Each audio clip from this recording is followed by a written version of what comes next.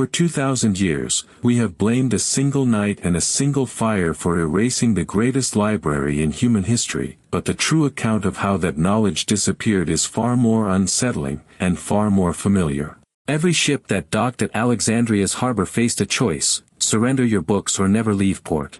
Around 295 BCE, Ptolemy I Soter, a Macedonian general who had seized Egypt after Alexander the Great's death, commissioned a scholar named Demetrius of Phalerum to build the most ambitious research institution the world had ever seen. His method was direct and ruthless. Royal officials boarded every vessel entering the harbor, confiscated any scrolls on board, made official copies, kept the originals, and handed the owners a papyrus receipt in exchange. Ptolemy II expanded this practice across the entire Mediterranean, writing formal letters to every king and ruler he could reach asking to borrow their books, and frequently not returning them. At its height, the institution known as the Mouseion held upward of 4 lakh scrolls covering nearly every branch of human knowledge, from Euclidean geometry to Homeric verse to Egyptian medical practice. This was not merely a library, it was one institution's attempt to physically own the entire accumulated memory of civilization. But the very fame that made Alexandria the intellectual capital of the ancient world would soon make it a target, and the man who struck first was the most powerful general who had ever lived. In the winter of 48 BCE, Julius Caesar set fire to his own warships, and in doing so, accidentally created history's most durable and damaging lie. Trapped in Alexandria between Cleopatra and her brother Ptolemy XIII, Caesar made the desperate tactical decision to burn the enemy fleet before it could be used against him, and the fire spread from the ships to the harbor docks. Dio Cassius, writing over 2 centuries after the event, records that some scrolls stored in warehouses near the port, export goods awaiting shipment, were caught in the blaze. That single parenthetical detail, buried in a Roman history written from the comfort of Rome, grew across centuries of retelling into the total annihilation of the greatest library the world had ever known. The counter-evidence is not subtle. The Greek geographer Strabo visited Alexandria around 25 BCE, more than 2 decades after the fire, and described the Mouseion and its scholars as a living, functioning institution, not a memorial to something lost. The fire happened, the loss was real, but the library stood, and history chose to bury that fact beneath a better story. The proof does not stop with Strabo, because the very next person to enter this story arrives with a ship full of scrolls, and the reason he brought them destroys the single fire myth entirely. You do not send an entire rival library across the sea to a ruin, so why, just 7 years after Caesar's fire, did Mark Antony do exactly that? According to Plutarch, writing in the 1st century CE, Mark Antony presented Cleopatra with 2 lakh scrolls taken from the great library of Pergamon, Rome's most formidable intellectual rival to Alexandria, as a gift and, historians believe, as partial restitution for whatever Caesar's fire had cost the collection. The gesture is significant not just for its scale but for what it requires to be true. In 41 BCE, the Library of Alexandria was operational enough to receive, catalog, and house a donation of that magnitude. A single scholar reading 1 scroll per week would need nearly 4,000 years to work through them all. The library was not a ruin awaiting a consolation donation, it was a living institution large enough to absorb one. Mark Antony's gift is not a love story, it is the single strongest piece of evidence that Caesar did not destroy the Library of Alexandria. But what fire and war could not accomplish, a far quieter and more insidious force would begin achieving over the next 3 centuries. The most dangerous word ever spoken inside the walls of the Library of Alexandria was not the name of any conqueror, it was the word enough. Under the Ptolemies, the Mouseion operated as a fully funded royal institution. Resident scholars received housing, meals, and a salary drawn directly from the Egyptian treasury, with no obligation except to think, write, and teach. When Rome absorbed Egypt after Cleopatra's death in 30 BCE, that patronage model began quietly disintegrating.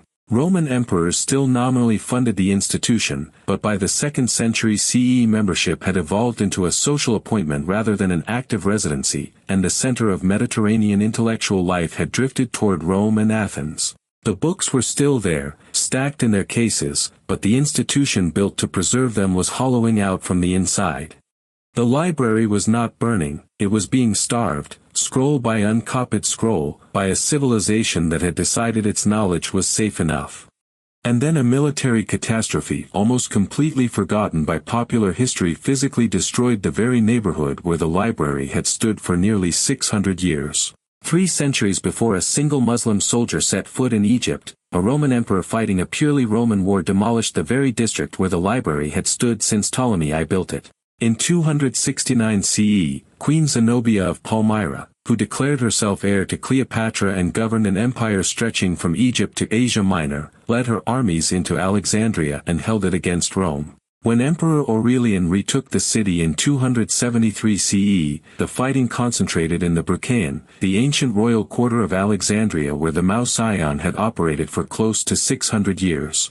Ancient sources record the Brucheian as largely destroyed during this campaign, not in a single spectacular fire but in the grinding, building by building demolition of urban reconquest. Whatever physical structure still housed the main library in the 3rd century CE almost certainly did not survive Aurelian's campaign, yet this event merits barely a footnote in most histories of the ancient world. The structure that had housed humanity's greatest library was brought down not by a man who hated books but by a man who simply needed to retake a city. The royal library was gone, but a second, separate collection was still standing across the city, and the story of its end is the one episode in this entire saga that ancient eyewitnesses actually recorded. There was a second library hidden in plain sight across the city, and its destruction in 391 CE is the only episode in the entire story of Alexandria that was witnessed and recorded by people who were actually there. The Serapeum was a daughter library housed within the great temple of Serapis in the southwestern quarter of Alexandria, untouched by the destruction of the Brucheian over a century earlier. In 391 CE, Emperor Theodosius I issued an empire-wide edict ordering pagan temples demolished, and Bishop Theophilus of Alexandria moved immediately. He led a crowd to the Serapeum and tore the temple apart. Contemporary historians Sozomen and Socrates Scholasticus both describe the event, and their accounts leave no ambiguity about its completeness. After 391 CE, no ancient source so much as mentions a functioning library anywhere in Alexandria, not as a loss, not as a memory, not as anything, and the last light went out at the hands of a bishop.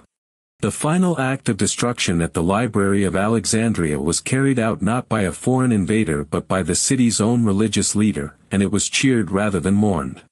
All of which makes the most famous story in this entire narrative, the one about Caliph Omar and the burning decree of 642 CE, particularly revealing for a reason almost no one talks about.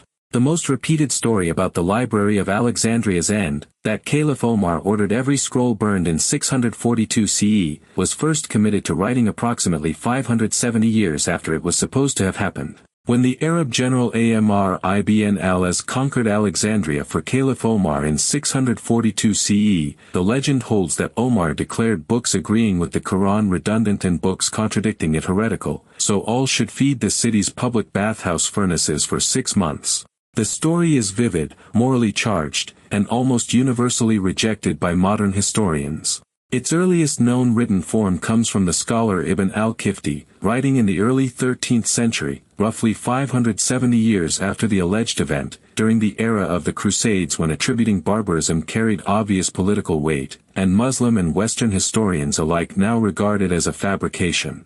More fundamentally, by 642 CE the Brucheian had been rubble for nearly 370 years and the Serapeum for 250, leaving nothing for Omar's decree to destroy. History gave the Library of Alexandria the dramatic ending it deserved, and in doing so, allowed the real culprits to escape without a story. All that remains is the hardest question of all: what exactly did the world lose, and does understanding how it happened change anything about the civilization we live in today? We know the Library of Alexandria once held a complete heliocentric model of the solar system written nearly 1,800 years before Copernicus, and we know this only because other ancient writers happened to quote it before it vanished. From fragments of Callimachus's great catalogue and the quotations of authors who read texts now gone, the outlines of the loss are staggering. Aristarchus of Samos wrote a complete heliocentric cosmology in the 3rd century BCE, Eratosthenes' full geographical works are lost, and of Sophocles' approximately 120 known plays only 7 survive. The library did not die in a single night, it died across 8 centuries through defunding, civil war, neglect, religious violence, and the quiet institutional failure that follows when a society decides that preserving knowledge is someone else's responsibility. That process has no villain dramatic enough for a single documentary, only a pattern that any civilization with libraries, universities, and archives should find uncomfortably recognizable. The most dangerous enemy of accumulated human knowledge has never been fire, it has always been the slow, civilized decision to stop paying for its survival. If knowing the real story of history's greatest intellectual loss unsettles you the way it should, subscribe, because there are entire civilizations whose true story has never been told. Subscribe to Unearth Facts for more hidden history, lost civilizations, and extraordinary science, new discoveries every week.